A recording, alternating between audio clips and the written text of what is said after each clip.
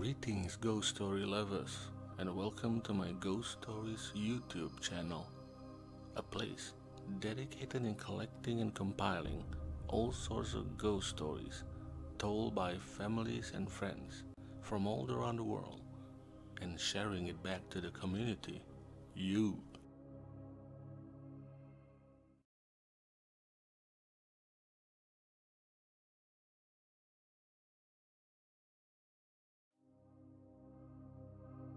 This story happened when Jane was a young girl, at the age of 10.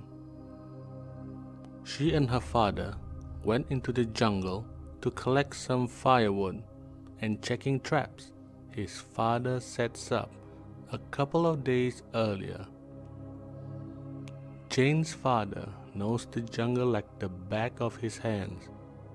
Their daily lives are dependent on the jungle resources and produce. However, that day, since he brought Jane along with him, her old man had his hands full, doing his work and looking out for her, all at the same time, making sure that she's tagging along while keeping up with him, navigating through the thick jungle terrain. As the sun sets lower, her father put in some extra speed to whatever he was working on, while mumbling and silently complaining about things like being late and taking too long. At one time, her father even abandoned his task of checking his remaining traps. He checks the sun, spins around and says, "We are going back, Jane. Hurry, follow me." Jane was baffled, but dared not to disagree. It was puzzling when he saw her father hastily decided to go back home rather than checking the remaining traps. At the very most, the whole task would take about an extra hour. Yet, her wristwatch reads 2:30 in the afternoon.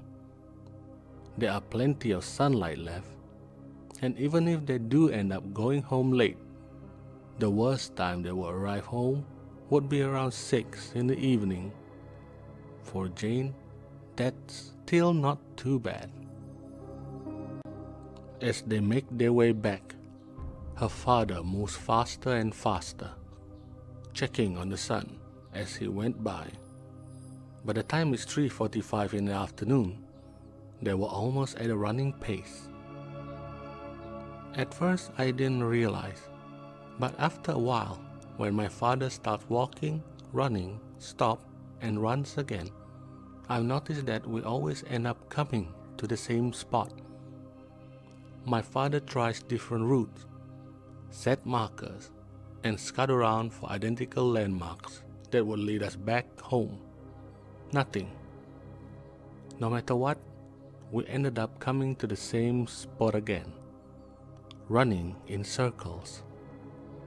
I was horrified, but my father gave me the hand signal to keep quiet, says Jane, as she recalls that day. Then her father took out his machete. Jane heard him mumbling something.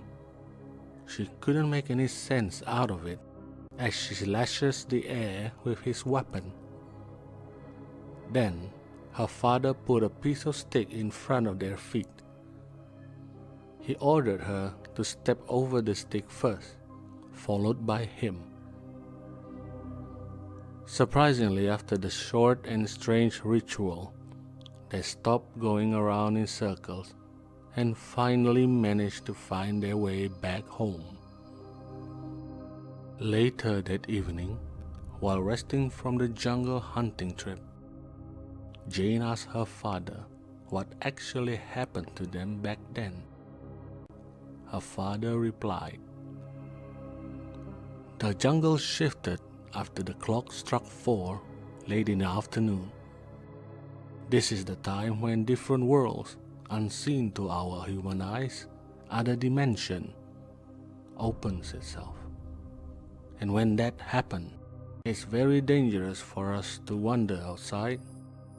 In unusual and familiar places, people will get lost, stuck in other worlds, until some expert manage to bring them back.